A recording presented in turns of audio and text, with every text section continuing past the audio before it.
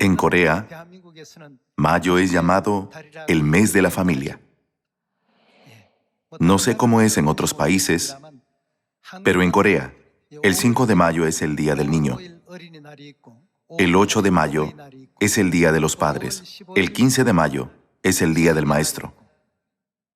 El 18 de mayo es el Día de los Padres Celestiales. Y el 21 de mayo es el Día de los Esposos.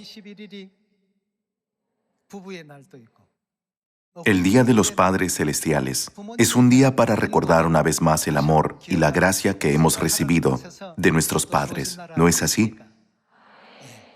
Hasta donde sé, el Día del Niño se estableció con la intención de valorar a los niños pensando en su futuro. Luego, el 18 de mayo, el Día de los Padres Celestiales, no debemos olvidar, sino siempre recordar el amor y la gracia que hemos recibido de nuestros Padres Celestiales. El deseo de nuestros Padres Celestiales es que todos sus hijos obtengan la calificación como el real sacerdocio del cielo. Por eso a veces nos permiten sufrir en esta tierra con diversos dolores, sufrimientos, aflicciones y tristezas. Dios nos permite experimentar muchos tipos de dificultades, contrarias a la felicidad y a la paz eternas que disfrutaremos cuando entremos en el reino de los cielos. Cuando recibimos estas experiencias, nunca debemos olvidar estar agradecidos.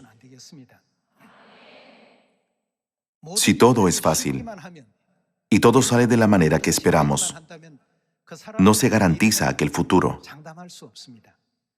¿Qué será del futuro de un niño criado sin ser reprendido, incluso cuando hace algo incorrecto? El futuro del niño se verá afectado negativamente. Mientras desarrolla su carácter, se verá conducido inevitablemente a cometer acciones reprobables o delictivas. Sin embargo, cuando un niño comete una falta y los padres lo reprenden con severidad, diciendo, «No debes hacer esto», la gente dice que el niño adquiere la sabiduría para distinguir entre el camino correcto y el incorrecto. Es por eso que nuestros Padres Celestiales a veces guiaron a los israelitas al desierto o a lugares áridos donde no parecía haber comida ni agua. No obstante, ¿qué resultado obtuvieron los israelitas al final? Dios allanó su camino para que al final recibieran bendiciones. Esto también se aplica a nuestro camino del Evangelio. A veces puede haber caminos cómodos y fáciles entre muchos otros, pero nunca debemos olvidar el hecho de que cada camino por donde el Padre y la Madre Celestiales nos guían es el camino correcto. Incluso, si nos llevan a un desierto árido, debemos decir gracias y pensar, Dios debe tener una hermosa voluntad para guiarnos por este camino. Si creemos y seguimos ese camino, ciertamente recibiremos cosas buenas. Sin embargo, sin darse cuenta de su profunda voluntad, si alguien termina pensando, ¿por qué Dios solo me da pruebas tan severas? O, ¿por qué Dios permite que solo mi familia sufra este dolor? Su futuro será desfavorable. En el libro de 1 de Corintios capítulo 10, ¿qué sucedió con los que murmuraron durante los 40 años en el desierto? La razón por la que están escritas estas palabras es que Dios quiere que sus hijos cumplan con los criterios del real sacerdocio del cielo a través de ese proceso. Dios está preparando el camino para sus hijos con la gran voluntad de ponerlos en el mejor lugar. Aunque no seamos conscientes de ello, cada uno de nosotros tiene debilidades que necesitan ser fortalecidas. Todos tenemos debilidades, defectos y vulnerabilidades. Dios está refinando nuestras debilidades y haciéndonos más fuertes al ponernos en tales entornos para que, al final, Él pueda guiarnos al eterno reino de los cielos. Estas son las pequeñas cosas que suceden bajo el gran amor de Dios. Por lo tanto, No debemos elegir recorrer solo el camino fácil, el camino cómodo o el camino que queremos. A veces, debemos tomar el camino que no nos gusta si es necesario para el Evangelio. Incluso, si es algo que queremos evitar porque estamos cansados, debemos tomar la iniciativa en hacer lo que es necesario para el Evangelio. Hay quienes toman la palabra de Dios muy a la ligera y hay quienes la toman muy en serio. Pedro echó su red en el mar toda la noche, pero no pudo pescar ni un solo pez. Jesús, quien llegó al amanecer, le preguntó a Pedro, ¿pescaron muchos peces? Él respondió, toda la noche he echado mi red, pero no he pescado ni un solo pez. Jesús dijo, boga mar adentro y echen las redes para pescar. Se dice que es muy difícil recoger y ordenar las redes y las herramientas de pesca. Su cuerpo debe haber estado agotado durante toda la noche, pero Jesús le dijo que regresara al mar. Desde una perspectiva humana, ¿qué tan molesto debe haber estado? Es un trabajo duro y agotador. Pedro pudo haber dicho, Jesús, ¿puedo descansar bien primero y hacerlo mañana? Sin embargo, ¿qué dijo Pedro? Él no consideró las palabras de Jesús a la ligera, como los yernos de Lot, sino que las consideró muy importantes. ¿Qué dijo? Mas en tu palabra echaré la red. ¿Qué sucedió después de echar las redes? Pescó una cantidad tan grande de peces que llenaron 2 barcas por completo. Ocurrió una obra tan asombrosa. Debemos entender por qué está escrito esto en la Biblia. Los yernos de Lot consideraron la palabra de Dios como una broma y al final fueron quemados hasta morir durante la destrucción de Sodoma y Gomorra. Sin embargo, ¿qué hay de Pedro?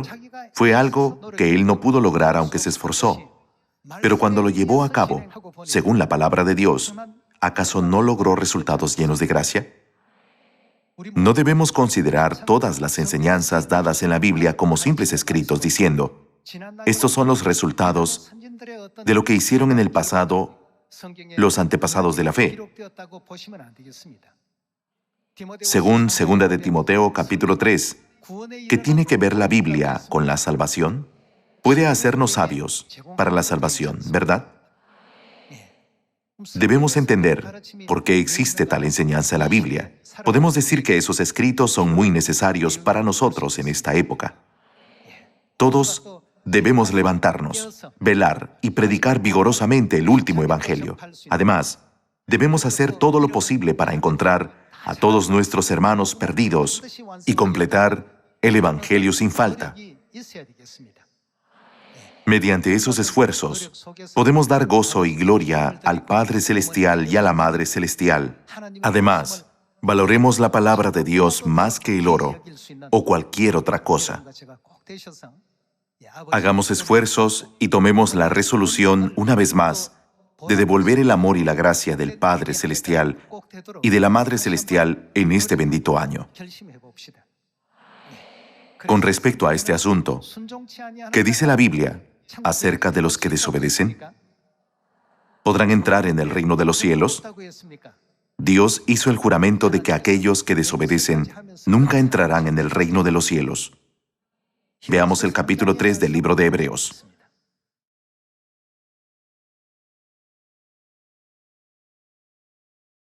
Hebreos, capítulo 3, versículo 14.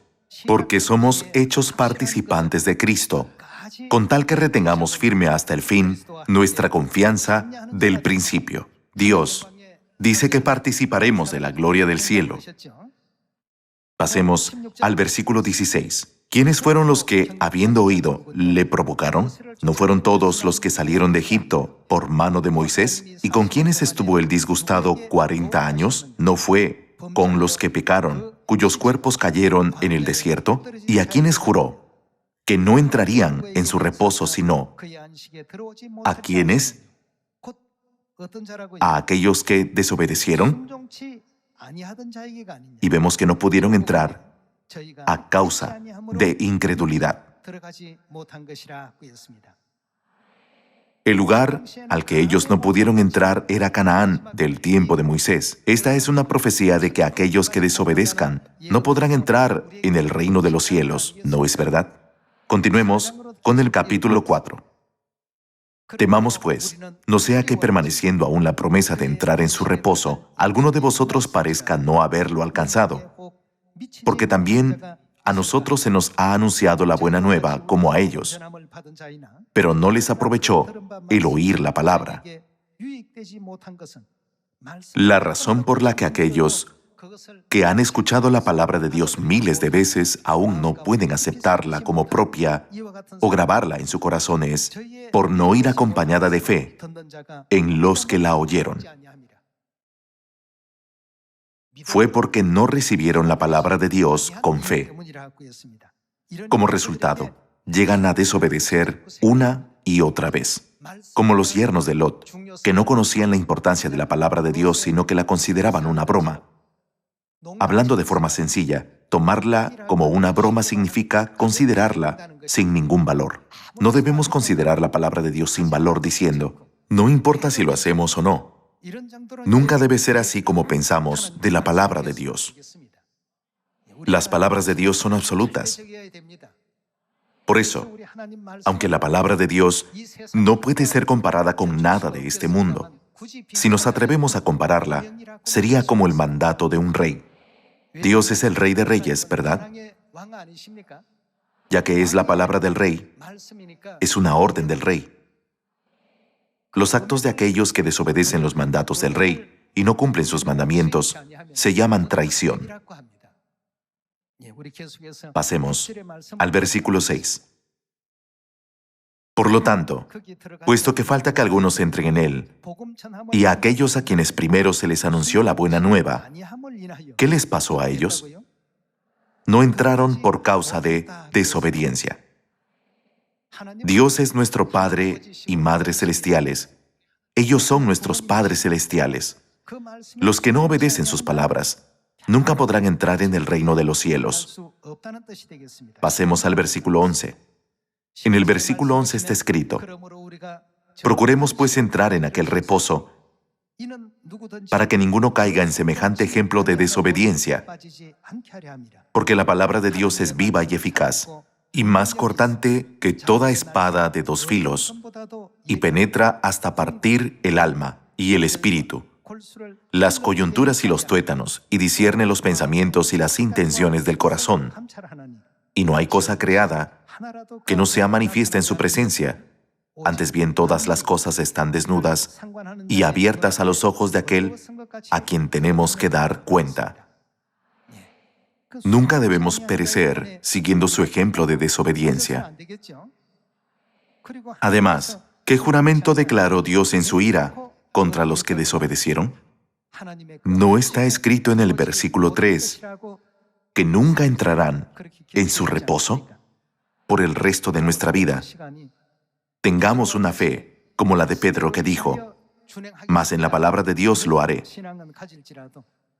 Al mismo tiempo, ninguno de nosotros debe cometer necedades como los yernos de Lot, que consideraron la palabra de Dios una broma y finalmente perecieron. A través del Día de los Padres Celestiales, debemos recordar que todas las palabras que el Padre y la Madre nos han dado son las palabras de vida eterna que nos conducen al camino de la salvación. Si hay algo que hemos desobedecido, confesémoslo al Padre y a la Madre mediante la oración y pidamos el perdón de todos nuestros pecados. A partir de ahora, consideraré la vida que me enseñaron el Padre y la Madre como más preciosa que 1000 piezas de oro. Me gustaría pedirles a todos ustedes que graben esta resolución en su corazón una vez más mediante este Día de los Padres Celestiales. Esperando que hayan recibido mucha gracia, me gustaría concluir el sermón de hoy. Muchas gracias.